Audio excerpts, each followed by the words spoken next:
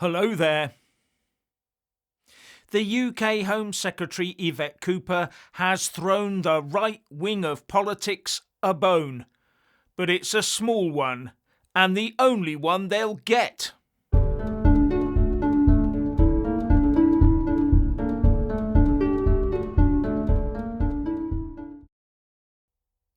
This Labour government must be running scared, petrified even, as they throw out a bone to try and placate the right-wingers.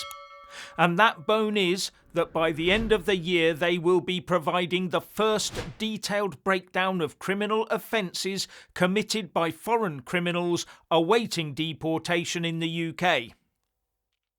The establishment uniparty system must be very concerned to have agreed to releasing this non-progressive and non-inclusive data.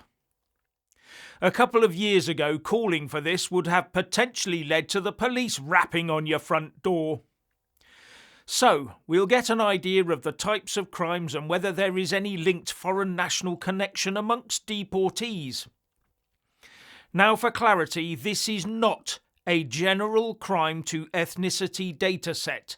No, just of those who will probably be deported anyway.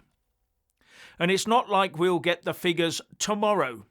We won't see them until the end of the year, as long as our civil serpents don't keep putting roadblocks in the way like they normally do where these matters are concerned. And I also see nothing other than the promise to produce a set of data to be analysed, not an ongoing, updated data set, just the one. The Home Office needs to be pressed to ensure this becomes an ongoing and widening commitment. And all this prevarication only leads to distrust of the establishment and growing suspicions that they have something to hide. I remember when studying law decades ago, we went to visit a court in London, and the person showing us around back then said that some demographics were disproportionately represented in crime. And that person was told by a colleague she shouldn't have mentioned it, as it was so sensitive. It was being covered up even back then. The authorities have known about this for year upon year upon year. And now the lie is embedded so deep into their control system that they can never let it go. I suspect that even the figures in this small concession to the truth will be massaged or misrepresented or be tied up in knots in an unreadable spreadsheet. All just to try and head off the Tories and Nigel Reform's Reform UK current successes within Labour heartlands, as they call to have a comprehensive data set of foreign criminals to be published, not just the Labour offering for data about those already on the small and very slow conveyor belt out of the country. Now, one of the roadblocks the civil serpents are using to try and block or at least slow down this process is the claim that not all police forces record such data, or not consistently anyway. Well, let's get that sorted too, right now then, today. Pass the relevant laws to force our woke police chiefs to collect that data as of today and pass it on to the Home Office for collation and analysis. At least then we'll have a baseline. Now, one Labour source told the press that not only are we deporting foreign criminals at a rate never seen when Chris Philp and Robert Jenrick were in charge at the Home Office, but we will also be publishing far more information about that cohort of offenders than the Tories ever did. For a start, I gather that many of these deportations were actually paid volunteers, not enforced deportations. Otherwise, I'm sure we'd have seen a whole slew of new court cases. And I do wonder how many of those volunteer deportees will chance their arm at a second bite of the cherry. But the spokesperson is right about the Tories. They didn't want to do this either. In fact, it is only the polling success of Reform UK that is forcing this issue. Without that, I doubt either Labour or the Tories would be talking about it. And before anyone says it, yes, Nigel Farage does seem to have gone a bit limp on all of this recently.